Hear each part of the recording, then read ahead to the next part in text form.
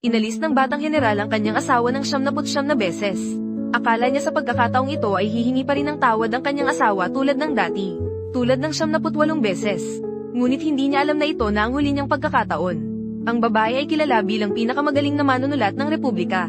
Minsan, halos nagdigmaan ng 5 pangunahing pangkalahatan para sa kanya. Ang mga prinsipe ng mga mayayamang pamilya na nanliligaw sa kanya ay umabot pa sa ibang bansa. Ngunit wala ni isa ang nakakuha ng kanyang pabor. Hanggang sa isang hindi sinasadyang sulyap ay nakita niya ang malamig na anyo ng batang general. Sa isang sulyap, agad na na-inlove ang babae sa kanya. Mula noon, sinimulan niya ang isang nakatutokso at masugid na panliligaw. Sa kanilang unang pagkikita, inimbitahan ng babae ang batang general na manood ng sine. Ito ang tiket na mahirap niyang nakuha. Ngunit ang natanggap niya ay isang malamig na, "Wala akong oras." Habang pinagmamasdan ng walang awa na pag-alis ng batang general, siya ay labis na nadismaya. Mula noon, para makapag-usap ng higit pa sa batang general, ang babae ay araw-araw na umuupo sa harap ng tahanan ng batang general tuwing gabi habang naghihintay.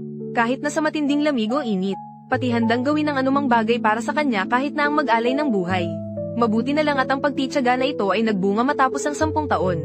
Pumasok ang dalawa sa bulwagan ng kasal. Akala ng babae na siya ang nagpabago sa mahiyaing lalaki sa pamamagitan ng paibig. Hindi niya alam na ito na ang simula ng isang malungkot na kapalaran. Ang tanyag na pinakamagaling na manunulat ng Republika ay naging mababang loob na manliligaw sa paningin ng lahat. Siya rin ang nagtakda ng record na may kasal ng 79 na beses sa loob ng 5 taon. At ang unang beses na siya ay pinaghiwalay ay dahil sa batang general na naiinis sa babae na palaging nagpapakita sa publiko. Dahil dito, ang babae ay lumuhad ng isang gabi, pati na rin ang pagtalikod sa pagsusulat habang buhay bilang